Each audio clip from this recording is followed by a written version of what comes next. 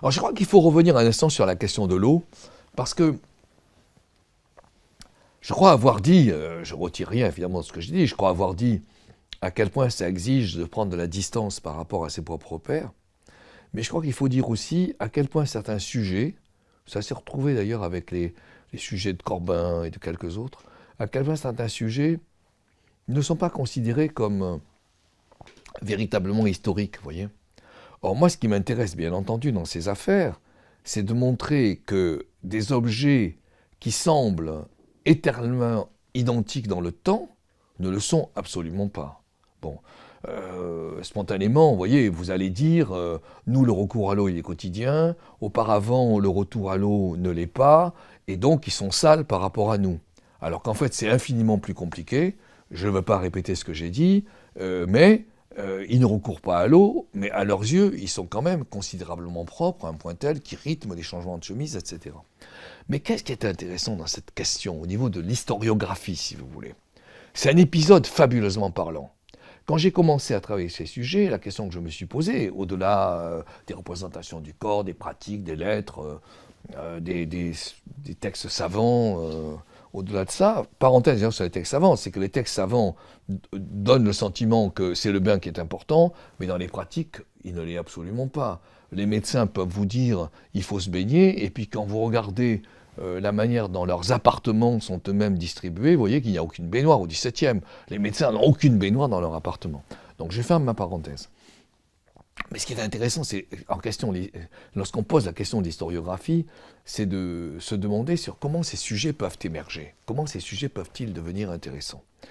Et au-delà de ce dont je viens de parler, la littérature, les textes scientifiques, les textes techniques, l'encyclopédie et les baignoires, c'est très bien, je me suis posé la question de l'emplacement des bains dans la ville.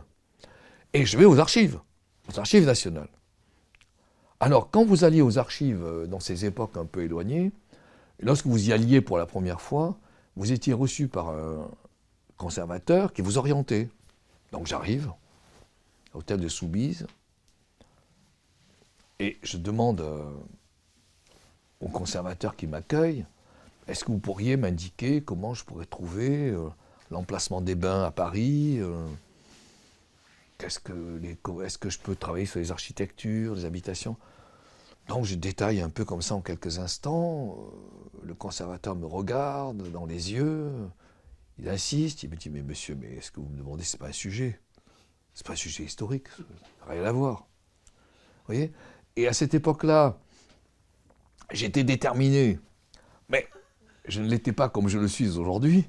Et donc, je dis merci et je m'en vais. Ah, évidemment, ensuite, je n'ai pas abandonné du tout, je suis retourné aux archives, vous en doutez bien. Mais c'est quand même très évocateur, ce genre de choses. Vous voyez, donc il y a à la fois à travailler sur le sujet comme thème historique, et il y a à travailler sur la résistance que l'historiographie peut vous opposer. Et je trouve que, vraiment, pour faire une parenthèse rapide, je trouve qu'il y a trois types d'inventions en histoire. Vous voyez ? Il y a une première invention qui est classique, hein, c'est celle qui consiste à trouver un document que les autres n'avaient jamais trouvé, perçu, etc., et qui renverse le processus historique.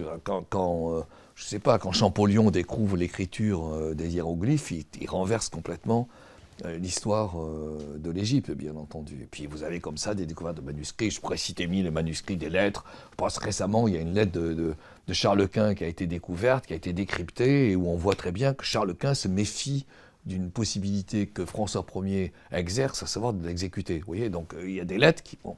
Ça, c'est une première voie. Il y a une deuxième voie, qui est celle d'Élias, par exemple, qui vous trace un chemin historique en montrant comment la société occidentale s'est progressivement retirée de la relation à la pulsion, très inspirée d'ailleurs, entre autres, de Freud. Et puis il y a une troisième, que, à mon avis, des gens comme Corbin, comme Michel Perrault sur les femmes, etc.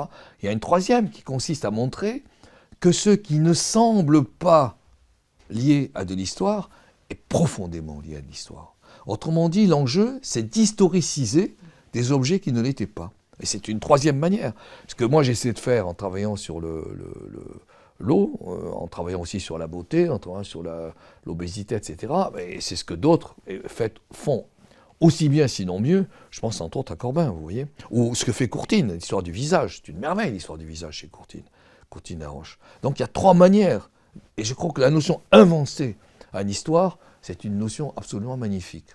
Alors, nous parlions de l'historiographie et de la manière dont il faut prendre distance par rapport aux sensibilités contemporaines. Et il y a un deuxième objet sur lequel j'ai travaillé et que je suis très loin de regretter d'avoir tenté d'approfondir, c'est la question des techniques. Revenons à la question des techniques. Revenons. Et donc, dans ces années 80, vraiment, à la fois, bon, j'ai travaillé sur le propre et le sale, très bien, mais j'ai travaillé aussi, et j'y tiens beaucoup à cela, et je regrette même de m'être contenté de ce texte. J'ai travaillé sur l'histoire des techniques corporelles. Alors, j'avais été très sensible, je ne l'ai pas cité jusqu'ici, j'avais été très sensible quand je faisais ces licences de sociaux, etc., au texte de Mauss sur les techniques du corps. Mauss, c'est un des premiers à montrer que les techniques qui sont centrées sur l'efficacité peuvent être totalement différentes d'une culture à l'autre en donnant privilège à la culture et pas immédiatement à l'efficacité. Alors, je ne veux pas rentrer dans les exemples, mais ce type de repère m'avait conduit à m'interroger sur en quoi et comment les techniques physiques, les techniques corporelles au sens de leur projet d'efficacité, comment ces techniques ont-elles changé dans le temps. Et du coup, avec l'idée de l'aboutissement des techniques sportives, du coup, j'ai essayé de faire une sorte d'histoire comment on pourrait appeler en quelque sorte l'archéologie, si vous voulez, des techniques de saut, des techniques de course, etc. Et je garde un très très bon souvenir de ce livre. Ça s'est appelé Techniques d'hier et d'aujourd'hui. Et au fond, ce qui m'avait passionné, je pense que c'est plusieurs choses. Alors, la première, c'est d'essayer de montrer que des dispositifs anciens sont en fait les mêmes d'une technique à l'autre. Exemple, lorsque vous prenez les situations de départ, course sur la piste d'athlétisme, course sur la piscine, qu'est-ce que vous voyez? Vous voyez que spontanément, dans les époques anciennes, le départ est debout. Départ de la natation, debout. Et puis, insensiblement avec le temps, il y a une prise de conscience que tel ou tel type de muscle peut jouer un rôle, tel type d'articulation peut jouer. Et donc, vous voyez, comme dans un film, insensiblement avec les décennies, les gens qui progressivement s'abaissent jusqu'à partir carrément accroupis. Et l'évolution est la même. Vous voyez ? L'inventivité du corps, en quelque sorte, est la même, d'une discipline à l'autre. Ça, c'est une première chose. J'avais trouvé ça absolument passionnant. Puis, il y a une deuxième chose. C'est que si vous changez le dispositif concret, matériel, les objets sur l'espace, vous amenez les techniques à changer. Les exemples sont multiples. Prenons le premier, le ski. Lorsque les bâtons de ski sont rigides et plantés en terre, vous avez des virages qui, évidemment, tentent d'éviter le bâton. Lorsque le bâton bouge, vous avez des virages qui commencent à rentrer dans le bâton. Et lorsque le bâton bouge encore plus, vous avez des virages où le jeu consiste à écarter le bâton. Et donc vous voyez des plaques de plastique se mettre sur les poignets pour écarter le bâton, et le virage change complètement. C'est un autre monde. Premier exemple. Deuxième exemple. Alors ça m'a vraiment intéressé, moi qui étais un coureur de haies quand j'étais gamin. Deuxième exemple. Lorsque vous regardez l'objet haies, vous voyez que cet objet, dans les époques anciennes, est inspiré des haies de l'hippodrome. Ce sont des rigides ou des jardins, si vous voulez. Ce sont des rigides en treillis, etc. Totalement fixés et absolument imbasculables. À ce moment-là, la course consiste à monter au-dessus de la haie, mettre le pied et puis basculer. Mais lorsque la haie commence à être susceptible, parce qu'on invente ça, vous voyez, commence à être susceptible d'être un peu plus souple, non pas basculable, mais souple, moins en quelque sorte inquiétante. À ce moment-là, la technique change. Et les gens pensent à mettre le pied, enfin je ne veux pas vous rentrer dans les détails, on n'est pas ici pour faire de la technique, hein, mais mettre le pied un peu sous le corps, et ils commencent à raser un petit peu, bon bref, ça, c'est plus mettre le pied dessus. Bon. Et puis, lorsque la haie, pour des raisons diverses, qui sont celles de gagner de l'efficacité, du temps, abaisser les records, etc., lorsque la haie se met à bouger, à ce moment-là, les individus, ils abordent la haie, talon droit, vous voyez, et ça change complètement la technique. Donc, on voit que le dispositif concret, physique, sollicite le corps autrement. Et ça, c'est absolument, je dirais, remarquable dans, au fond, la relation que le corps peut avoir avec l'espace. Mais ce n'est pas le seul exemple, on peut en trouver d'autres. Je pense en particulier à la gymnastique. Lorsque la gymnastique... Alors, c'est là que l'histoire des techniques, je fais une parenthèse, c'est là que l'histoire des techniques doit prendre en compte, au fond, la manière dont les objets, la manière dont les matériaux existent avec le temps.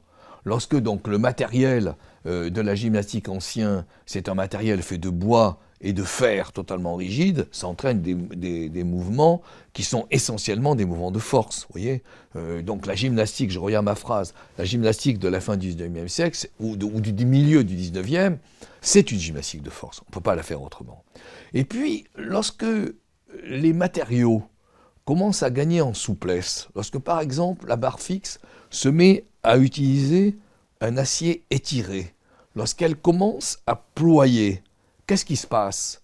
Les mouvements commencent à être plus aériens, c'est-à-dire que je peux utiliser le ressort, le ressort du dispositif.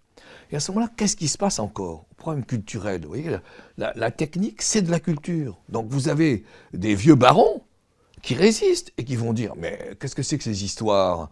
La force, c'est au cœur de la gymnastique. Qu'est-ce que vous nous embêtez avec des élans, de la souplesse, de la voltige ? Donc vous êtes fous, ça n'a rien à voir. » Oui, mais le problème, c'est que la culture, elle va aller dans le sens de l'aérien, elle va aller dans le sens de la voltige, et donc elle va gagner sur les vieux barons, et elle va permettre un dispositif sportif complètement différent, qui va s'améliorer de plus en plus, parce que non seulement vous allez avoir la souplesse de la barre elle-même, mais vous allez avoir la souplesse des montants, qui vont être étirés sur le sol, mais qui vont permettre des bascules. Et donc vous changez complètement de mouvement. Dernier exemple, qui m'a beaucoup personnellement intéressé, parce que Montaigne est impliqué. Montaigne, le grand auteur, que j'adore par ailleurs, qui est le grand auteur de la fin du XVIe. Qu'est-ce qui se passe pour l'épée ? Tant que l'armure est au cœur du dispositif guerrier, l'épée a un rôle très particulier. C'est pas du tout un rôle qui consiste à embrocher l'adversaire, vous ne pouvez pas. Vous ne pouvez pas embrocher, l'acier résiste. Donc, quel est le geste ? Le geste consiste à travailler par, non pas estoc, mais à travailler par taille. C'est-à-dire que vous travaillez l'adversaire en essayant de le faire basculer, vous voyez ? Et donc, le grand dispositif, c'est effectivement un travail de force, on y revient, c'est un travail de force qui consiste à essayer de dominer par la puissance de votre propre coup. Très bien. Mais lorsque vous entrez dans un univers où l'armure ne sert plus à rien, parce que l'artillerie rend l'armure complètement inutile, à ce moment-là, l'épée, c'est plus du tout une épée de taille, mais ça devient une épée d'estoc. C'est-à-dire que ce qui compte, c'est essayer de transpercer. Mais à ce moment-là, et vous le voyez très bien quand vous suivez les textes d'épée, l'enrichissement progressif des coups, vous voyez, à ce moment-là, le travail consiste à pointer et à transpercer, mais le travail peut être de plus en plus intelligent, c'est-à-dire que vous jouez sur de la ruse, vous trompez l'adversaire, vous essayez d'attaquer non pas seulement la poitrine mais le visage, non pas seulement la poitrine mais les jambes, et donc c'est un travail extraordinaire de construction et d'artifice. Et quelqu'un comme Montaigne dit, mais qu'est-ce que c'est que ce travail de ruse, de subtilité? Ça n'a plus rien à voir avec le combat. Le combat, c'est la jalousie des courages. Le combat, c'est l'affrontement. Le combat, c'est la force. Vous voyez, même Montaigne qui est un moderne magnifique, reste en fait relativement archaïque sur ce type de gestuelle, alors que cette gestuelle, elle va basculer vers l'avenir et elle va faire que l'école, évidemment l'école d'escrime, va devenir de plus en plus subtile et va devenir de plus en plus complexe. Donc on a là un exemple majeur, double. 1, l'espace contraint la technique. 2, la culture est inventive par rapport à la technique.